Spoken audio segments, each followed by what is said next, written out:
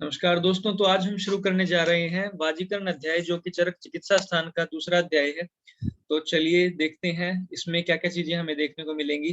तो सबसे पहले हमें वाजीकरण अध्याय में 4 पाद देखने को मिलेंगे और चलिए देखते हैं। 4 पाद्स में वाजीकरण अध्याय में सबसे पहला है संयोग सरमूल्य अध्याय, संयोग सरमूल्य पाद, जो जिसमें हमें 15 योग देखने को मिलेंगे, 15 योग। और देन इसमें आसक्ति शीरिकम पाद, जो कि वाजीकरण अध्याय का दूसरा पाद है, जिसमें हमें 8 योग देखने को मिलते हैं। और नेक्स्ट है मास पर्ण प्रभृतियम पाद, जो जिसमें हमें 15 योग देखने को मिलते हैं, 15 योगास, मास पर्ण प्रभृतियम पाद। देन हमें पुमान जात बलादिकम पाद मिलता है, जिसमें हमें 12 योग देखने को मिलते हैं। और टोटल इसमें कितने योग हो जाएंगे? 50 योग। और इसकी एक शॉर्ट ट्रिक है, इसको हम कैसे याद करेंगे? सांप से, स्नेक से। एस से संयोग शर्मूल्य, ए से आसक्ति शीरिकम, एम से मास पर्ण प्रभृतियम, और नेक्स्ट पी से पुमान जात बलादिकम। और ये 15, 8, 15, 12 ऐसे करके इसको थोड़ा सा याद कर लेना। नेक्स्ट बात की जाए, इसमें कुछ इंपॉर्टेंट बातें थी, उनको नोट्स करके बता रहा हूँ। इसमें योग रत्नाकर जी ने बताया कि बाल्यावस्था और वृद्धावस्था में जो है वाजीकरण निषेध बताया है। योग रत्नाकर जी ने बाल्यावस्था और वृद्धावस्था में वाजीकरण निषेध बताया है, योग रत्नाकर जी ने।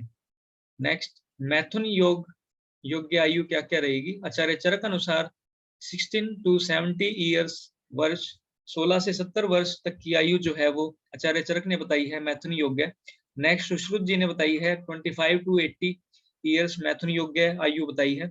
और नेक्स्ट आचार्य षाडंगर जी ने बताई है 20 ईयर्स से मैथुन शुरू कर सकते हैं। नेक्स्ट देखें तो संयोग शर्मूल्य जो पाद है वो शुरू करते हैं। तो इसमें सबसे पहले बताया जा रहा है कि इसमें हम देखेंगे क्या, कुछ 15 योग देखेंगे। 15 योग में जो वाजीकरण योग है वो देखेंगे, वृक्ष जो योग है वो देखेंगे। और इसमें एक घृत भी बताया गया है, एक गुटिका भी बताई गई है, ब्रहणी गुटिका, एक घृत बताया गया है, वाजीकरण घृत। तो वो सब कुछ आज हम देखेंगे। वाजीकरण के लिए योग्य कौन रहेगा? जो कि अपनी इंद्रियों पे जो है वो कंट्रोल रखता है, जो आत्मवान है और जो इंद्रियों को वश में रखता है, वो जो है, और जिसका शरीर शुद्ध है, वो जो योग्य रहेगा वाजीकरण के लिए। और इसमें स्त्री सर्व प्रधान वाजीकरण बताई गई है।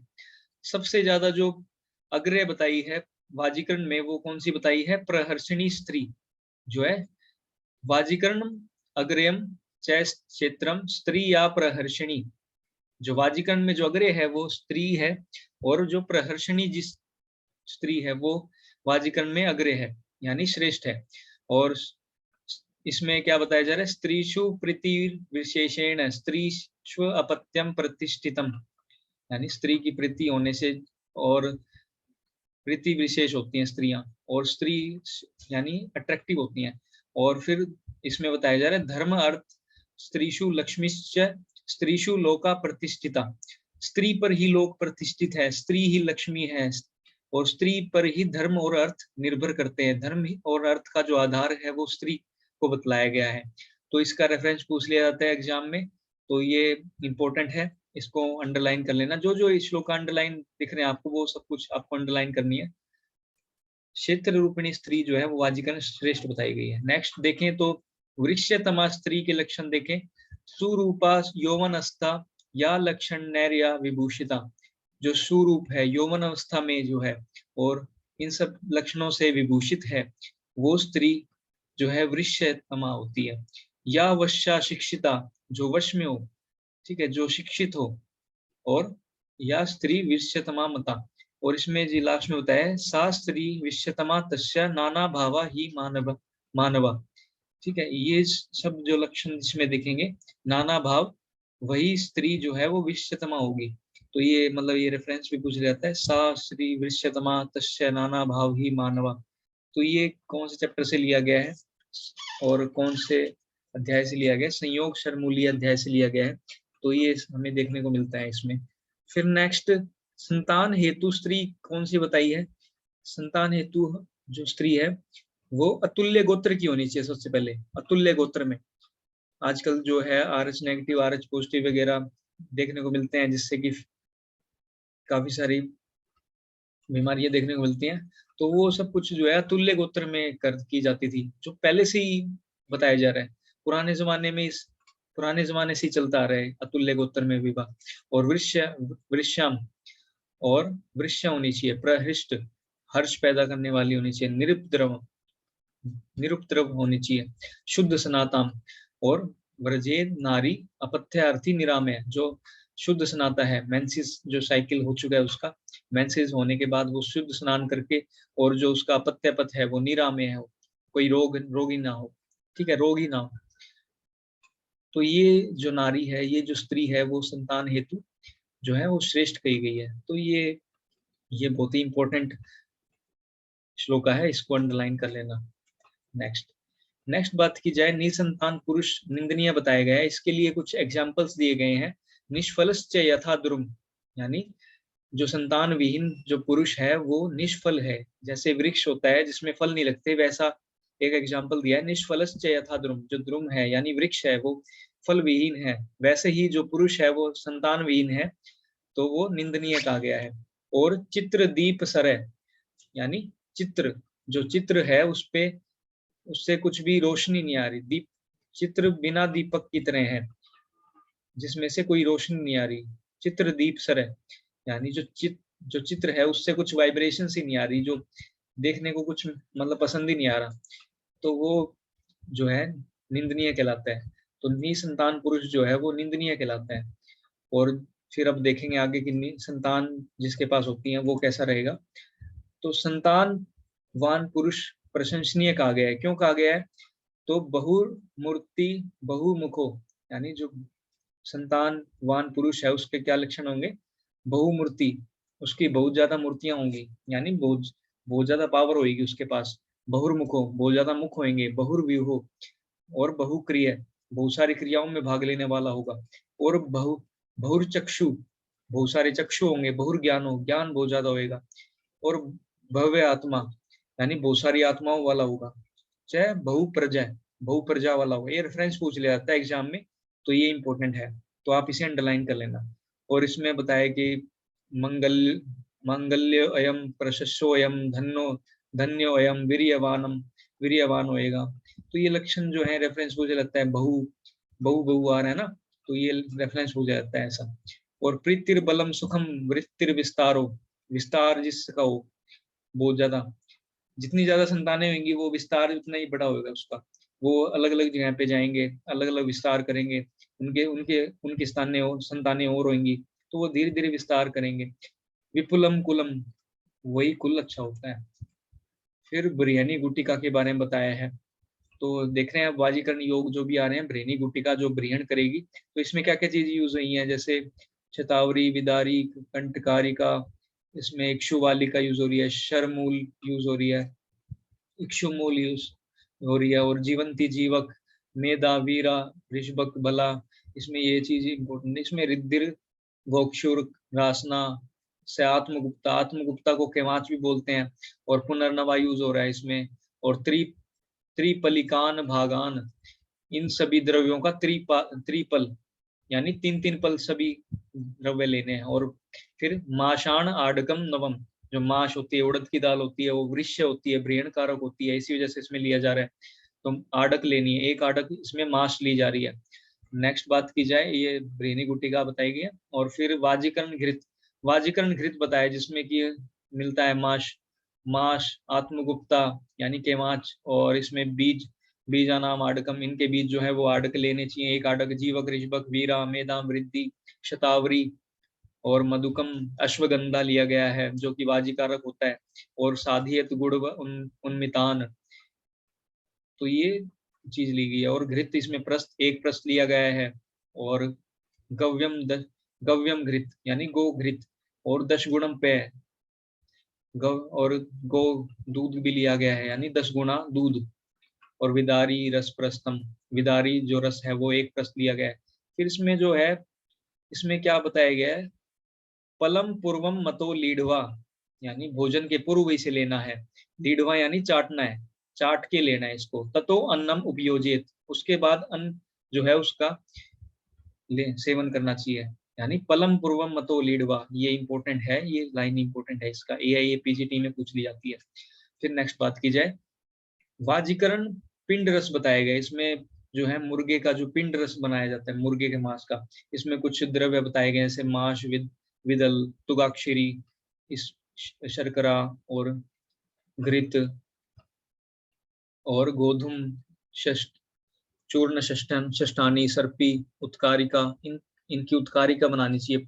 यानी पूरी बनानी चाहिए। पूरी बना के और मतलब ये इसमें छोटे छोटे टुकड़े करके कुक्कुट, मुर्गे का मांस जो होता है, कुक्कुट मांस मधुर मधुर बनाकर, मीठा बनाकर, जैसे मालपुए नहीं होते मीठे होते हैं, वैसे ही मीठा बनाकर, मीठा जो होता है वृष्य कारक होता है, मधुर जो होता है व्रीण कारक भी होता है।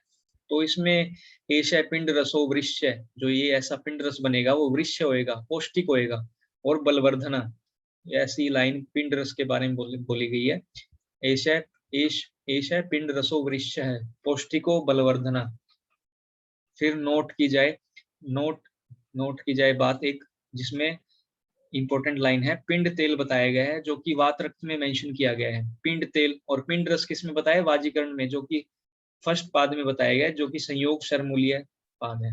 फिर नेक्स्ट बात की जाए, वृक्ष माहिष रस बताया गया है। वृक्ष माहिष रस में क्या ले रहे हैं? घृतम माशान, ठीक है, घृत ले रहे हैं, माश, एक माश, और स बस, घृत ले रहे हैं, माश यानी उड़द की दाल, और बस्त ताड़ान, बस्त यानी बस्त अंडान, जो अंड भाग होता है, जो बकरे का, वो ले रहे हैं। और इसमें साधेन माहिषे रसे, माहिष मांस का जो रस होता है उसको साधित यानी साधित करना चाहिए।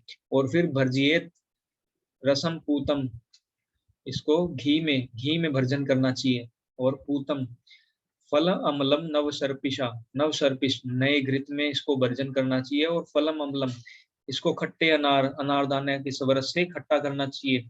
और फिर ईशत लवणम युक्तम धान्य जीरक नागरे, इसको थोड़ा सा लवण, थोड़ा सा धनिया, जीरा और अदरक ऐसा मिला के फिर इसको वृश्य बल, ये जो रहेगा वो वृश्य होएगा, बल होएगा, ब्रियण कारक होएगा, ठीक है।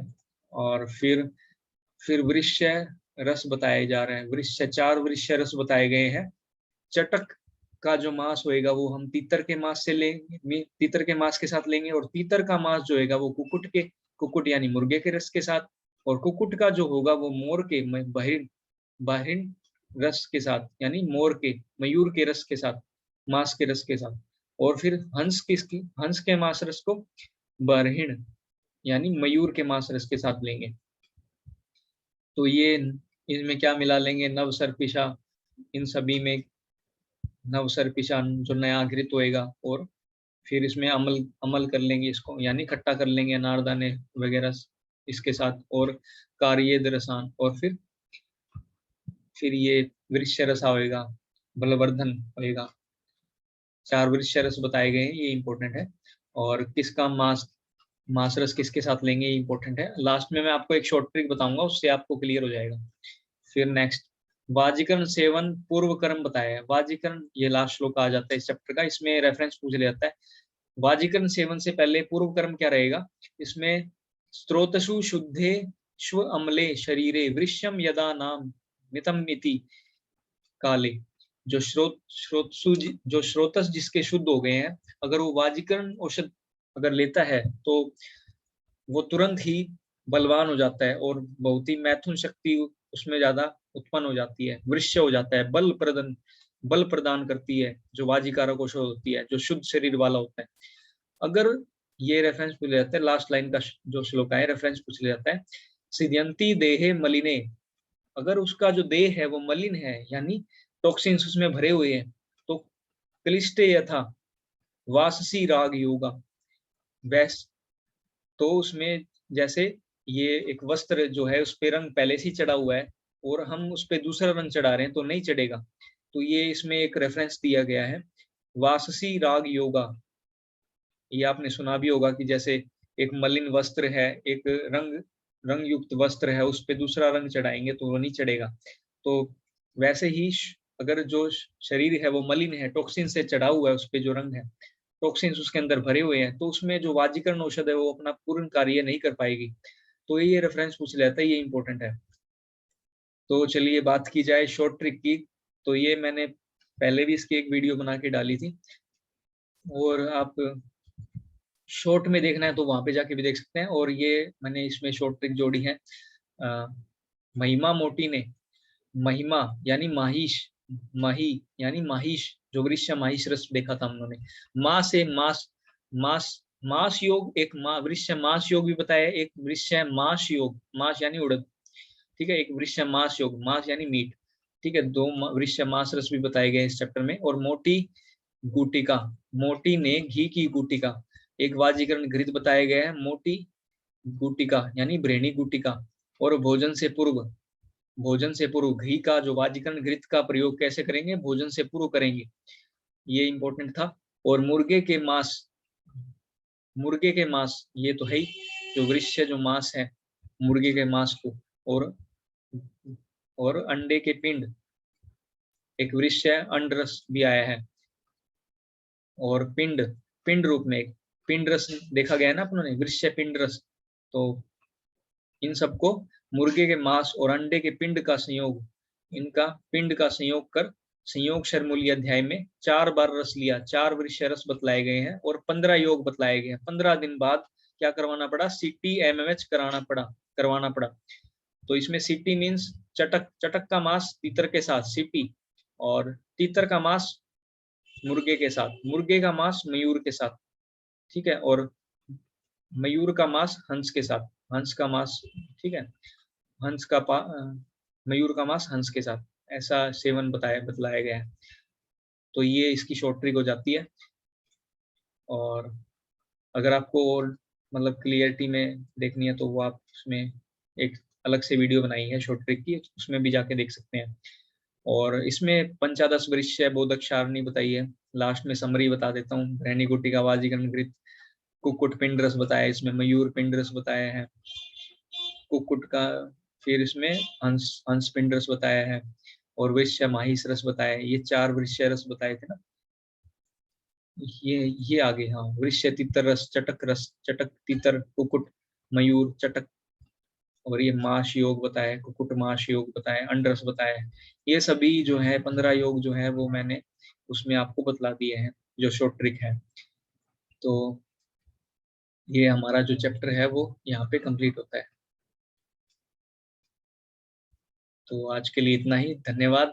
अगर आपको चैप्टर पसंद आया है, आपको वीडियो पसंद आई है, तो आप प्लीज कमेंट बॉक्स में मेंशन करें, और कुछ भी फीडबैक देना है आपको, अगर चैप्टर से रिलेटेड, सेशन से रिलेटेड डाउट डाउट है आपको, और या फिर कुछ फीडबैक देना है, कुछ चेंज चाहते हो चैप्टर्स में, आपको ऐसे समझ में आता है, वैसे समझ में आता है, तो वो भी थोड़ा हम ट्राई करेंगे आपको समझाने का। तो प्लीज कुछ ना कुछ फीडबैक दें, और हमारे जो एफर्ट्स हैं, मेरे जो एफर्ट्स हैं वो थोड़े से आपके काम आ रहे हैं, तो भी आप थोड़ा सा कमेंट बॉक्स में मेंशन करें प्लीज। Thank you. और ये मतलब एक